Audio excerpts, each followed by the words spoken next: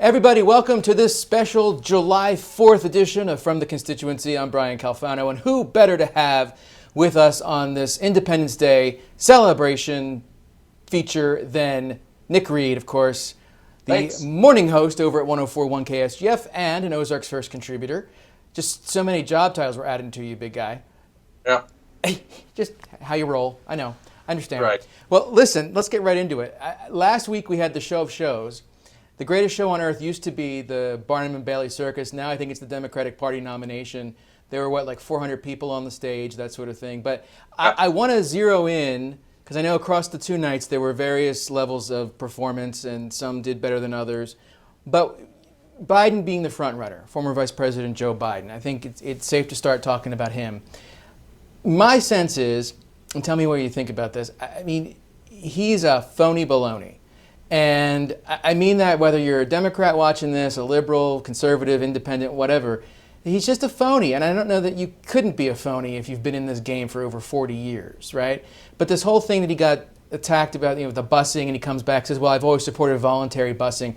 I thought the idea was that the voluntary thing wasn't working out, right? So it's like, what are you talking about, dude? And that's on top of whatever he was saying in regard to, I'm sorry if I invaded your personal space. Is this, Nick, in your estimation, going to be like the Hindenburg? You're just going to watch this all of a sudden explosion of Biden's candidacy, and not in a good way, and then he just crashes and burns? I think it may be more of a slow, torturous death as opposed to one big crash and burn. We may be seeing it already. And the funeral may be what they call a brokered convention. They're in a real bad place right now. So the dynamic here can be very confusing because of the number of players that are there. Now, I think that they're all phony to some degree. I mean, you can see it with their different positions they take. And a lot of times it's clear that there's some pandering, which that's not uncommon for a person who's running for president. And the pandering that takes place during the general election is a little different than during the primary. Biden is one of those guys. They're all that, but they're pandering to a different audience, I think, within the Democrat Party. Biden really is the only old school Democrat that's there. Now, Bernie, he's old school. I mean, he's been around. He's a politician his entire life. He's an old guy, too. But he talks about the new radical stuff, free health care for everyone, free college education, just this wild abandonment of any sort of restrictions to those sorts of things. And everyone else has joined suit. So the problem that you have, the split, if you will, within the Democrat Party, there are Democrat voters that are looking for what they think is safe. And even those things that you mention, he still feels a little safe somehow. Like when it comes to the issues. Yeah, maybe his past and all that, but he's not out there talking about some of these more radical things that other people are talking about. There's just that safety net. We've known him forever. He's been vice president. And so a sense of security is what a lot of people feel. In fact, we have the benefit of the CNN polling that came out just yesterday. And it talked about how Biden is still the one that they think is the safest bet against Trump, which some would argue that's not a very healthy sign for the Democrat Party right now. But that is really his ultimate benefit right now. And I think that he is the only option for Democrats if they want to win back some of those Democrats that voted for Trump. Part of the reason that you had Democrats vote Trump in Ohio, Michigan, Wisconsin is because they felt as if the party had left them a little bit under Obama. And I think Biden is the only person that might be able to salvage some of that old school Democrat feel. And I don't think they're going to gain any of them back by, talking about free health care for illegal immigrants and, that stuff. I think they're just really going to lose them. Yeah, that's always the challenge. I mean, whether you're coming from the right or the left, because you've got, right, and I mean this lovingly, these nutty base voters who are just, they've got their single issue or they've got their view, and any deviation from this alleged orthodoxy for either party, you're a traitor, you're not really one of us, that sort of thing. But it's interesting too, you look at someone like Elizabeth Warren, and she did pretty well because she didn't get attacked in that first night debate. back and forth, which was smart because the optics of that wouldn't have been too good for the male Dems up there. But man, she's just talking about who wants big time structural change and that.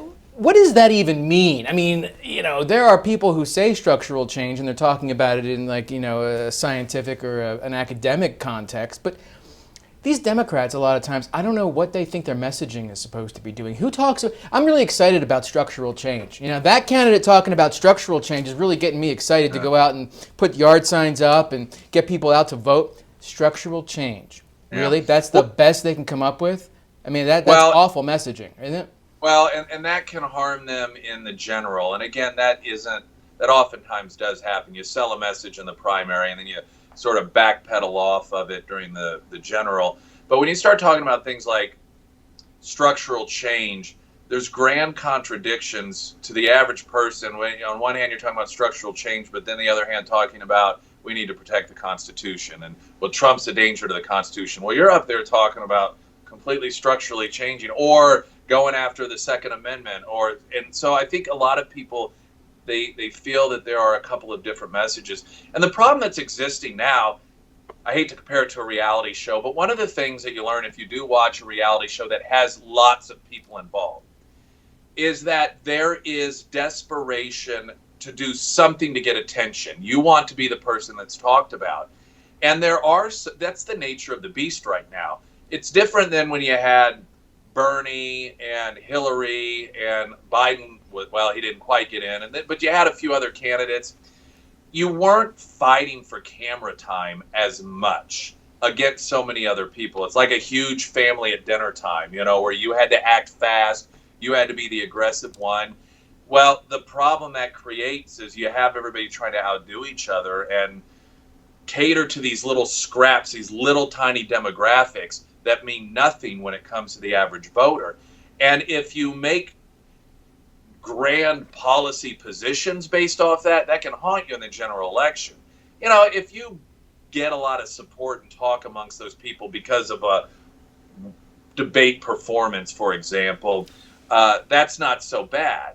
But if you think, okay, well, I've got to say American taxpayers are going to be responsible for paying for health care for every person in this world that makes it into this country illegally, well, that's something that can probably hurt you in the general election because people already think health care is unaffordable. And now you're telling me if you get elected president, you're going to make me also pay for people who get here illegally? That's a huge thing. Yeah, I think this is why a lot of people are looking at this saying the president's got a really good shot of re-election, which I know is just going to drive a lot of people who don't like him just nuts because they thought he wouldn't get elected the first time. Right. And they're apoplectic over the idea of this guy having 8 years. But, I mean, I think we could easily watch the Democrats squander this opportunity. And, again, that doesn't make Biden the savior. I mean, he's a flawed candidate. This, of course, I think is his strongest play because he's got 8 years of the vice presidency behind him as opposed to when he ran the previous 2 times. Interesting stuff. As always, Nick Reed, thanks, man. July 4th. You bet. Are you going to light some fireworks? Is that legal in Missouri? It depends on the city. Okay. Republic. I don't want to get you in trouble, in other words. No. In Republic, where I live, I think it's midnight to 6 a.m. to midnight. You can do it. It's like a war zone. It's a lot of grandparents. I live in a neighborhood that has a lot of people that have grandkids. This is where they all come to Republic because you're allowed to shoot off fireworks. Well, there. As long as everybody stays safe, that's a good thing, yeah? Yep. All right, buddy. Thanks again. Talk to you soon. All right, thank you.